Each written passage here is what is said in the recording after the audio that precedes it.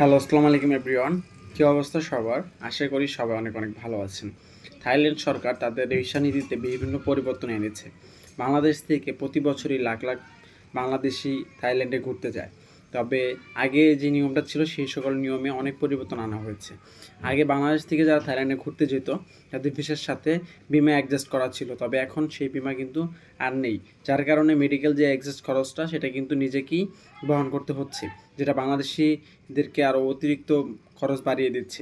এর পাশাপাশি আগে থাইল্যান্ডে গেলে থাইল্যান্ডের ভ্রমণ ভিসার মেয়াদ ছিল প্রায় 2 মাস, অর্থাৎ 60 দিন। তবে এখন সেটা কমিয়ে এনে মাত্র 1 মাসে করা হয়েছে, যার কারণে এখন সময়টা অনেক কমে গেছে। অনেকের ক্ষেত্রে দেখা যাচ্ছে অনেকে এই ভিসার মেয়াদ বাড়ানোর জন্য পার্শ্ববর্তী দেশে গিয়ে সেখান থেকে আবারও পুনরায় থাইল্যান্ডে প্রবেশ করতেছে। তো সেই ক্ষেত্রেও কিন্তু বাংলাদেশিদের এক্সট্রা খরচ বহন করতে হচ্ছে।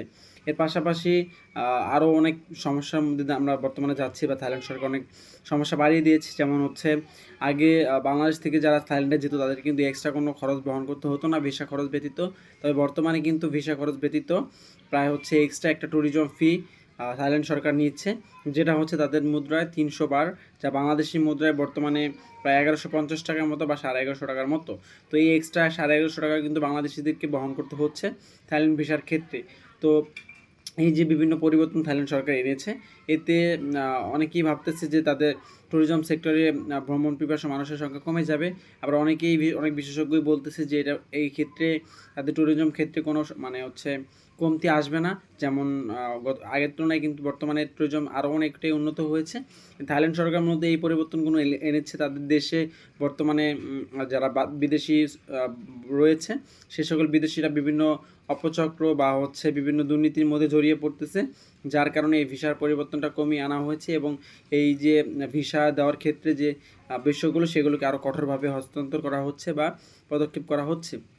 তো এই ভ্রমণ পিপাসু মানুষের ক্ষেত্রে থাইল্যান্ডের এই ভিসা পরিবর্তনের যে নীতিগুলো রয়েছে সেগুলো আমি আজকের এই ভিডিওতে আপনাদের মাঝে তুলে ধরলাম। যারা বাংলাদেশ থেকে থাইল্যান্ড যেতে যাচ্ছেন, প্রতি বছরই যান বা নতুন করে যাওয়ার চিন্তা ভাবনা করতেছেন, তাদের এই বিষয়গুলো সম্পর্কে অবশ্যই অবগত হতে হবে।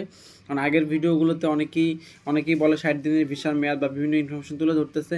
তাই বর্তমানে যে পরিবর্তনগুলো আনা হয়েছে এই পরিবর্তনগুলো যদি আপনি না জেনে যান, সেক্ষেত্রে হয়তো আপনি নানানভাবে অবদস্থ হতে পারেন। তো সেই জন্য অবশ্যই আমি আপনাদেরকে এই নতুন ভিডিওর মাধ্যমে এই বিষয়গুলো তুলে ধরার চেষ্টা করলাম। তো আশা করি ভিডিওটি আপনাদের উপকারে আসবে। যদি উপকারে এসে থাকে তাহলে অবশ্যই ভিডিওতে লাইক করে দিবেন এবং ভিডিও শেয়ার করে দিতে পারেন আপনার অন্য সকল বন্ধুদের মাঝে। যারা ফেসবুক থেকে দেখতেছেন অবশ্যই ফেসবুক পেজটি ফলো করে রাখবেন, আর ইউটিউব থেকে থাকলে ইউটিউব চ্যানেলে সাবস্ক্রাইব করে রাখবেন। আসসালামু আলাইকুম।